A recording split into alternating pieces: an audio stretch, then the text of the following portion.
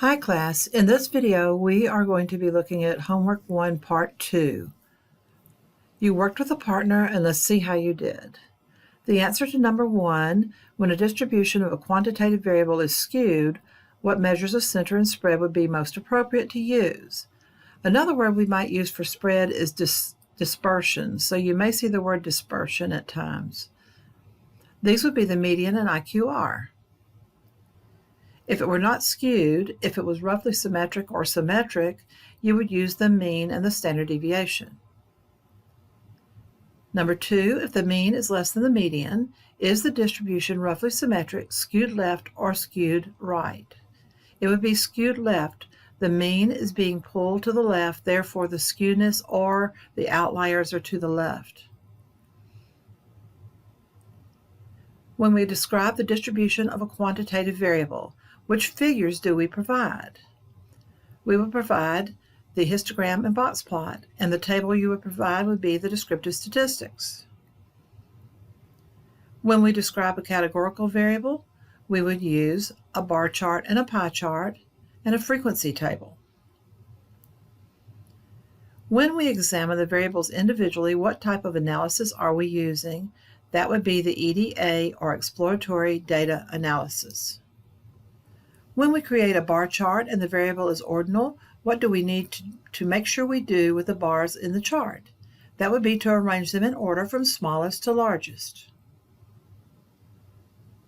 Number 7, pick one of the categorical variables and provide the following from your Excel workbook. You and your partner each would have done a different one, but in the next assignment you're going to need both of them, so make sure you have both of them correct. If you provided the frequency table for gender, it should have looked like this, like table 1, and then your bar chart and your pie chart would look like the ones that I have here. The description, the first variable we are looking at is the categorical variable gender. In Figure 1, we can see that there are more females, 338, than males, 220. Figure 2 displays this in percentages, female 61% to male 39%. Table 1 displays this information in a frequency table. Because of the discrepancies in the number in each category, it will be more advantageous to use percentages when using this variable in a multivariate analysis. Now, we may not have used that term multivariate analysis before, but that means when you're looking at least two variables together. It's univariate analysis when you're just looking at one variable. That is your exploratory data analysis. When we move into quantitative data analysis and categorical data analysis, then we're going to be talking about multivariate analysis because we're using more than one. If you did ECG, this is what it would have looked like. There is not an order. This is not an ordinal variable. Therefore, these bars could be arranged in any order. They are usually in alphabetical order as a default. Note that I have used the same color for the slice of the pie, the portion of the pie, and the bar that is corresponding to it. That way it's easy to look at. Notice also that I've continued with the numbering of my figures and tables. This is my second table, and Figure 3 and Figure 4. Now, I know when you start using, like each of you are using different variables, then you may skip some numbers because you're pulling them from what you have done, the work you have done. But when you're working on a paper, you should make sure everything is numbered in order. My discussion. Figure 2 displays the categories for ECG, the results of an echocardiography test. The first category is equivocal, which indicates that the test is neither positive nor negative. In this case, further testing is indicated. Notice I've got context here. I had to look some things up on the internet to find out what they meant. You need to do that because this is not just a course where you parrot things back to me. There were 176 patients who fell into the category.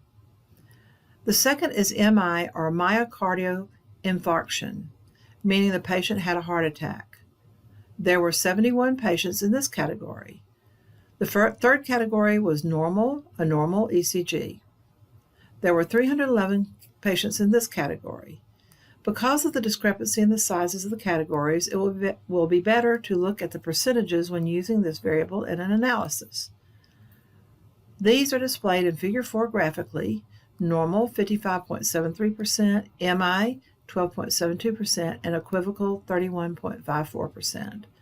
Table 2 displays the values in a more organized manner.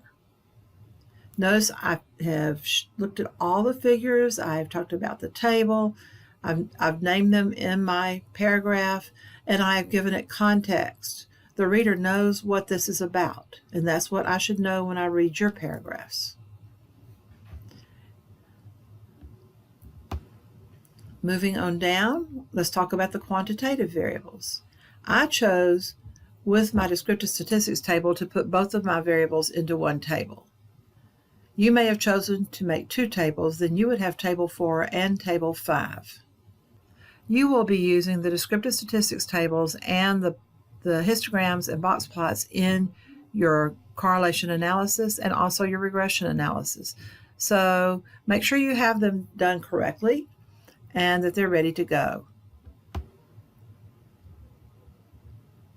So first I looked at BHR, or basic heart rate. Figure 5 displays a histogram of BHR, basal heart rate. It is unimodal, positively skewed, with possible high outliers. Figure 6 is a box plot that shows the existence of 3 high outliers. The interquartile range appears to be fairly symmetric. If you look at the box, you see that the median is almost exactly in the middle and that the mean is not very far from the median. The mean, 75.3 beats per minute, and the median, 74 beats per minute, are similar, but the mean is slightly higher. Because of the skewness and the outliers, the appropriate measures of center and spread, or dispersion, are the median, 74 beats per minute, and the interquartile range, 20 beats per minute. The measures are resistant to skewness and outliers. All of the values quoted in this discussion can be found in Table 4. I referenced the figures, I referenced the table, I talked about values, and I put it in context. Make sure that you do that. These measures are resistant to skewness and outliers. All of the values in this discussion can be found in Table 4. Notice that I have referenced all the figures and the table, and I've given values as well as the names of the different statistics. It is important also to make sure that you include context. The reader should know what you're talking about and what you're describing. Here's the histogram for maximum heart rate and the box plot for maximum heart rate. Unfortunately, the description is not on the same page. I am going to scoot it down.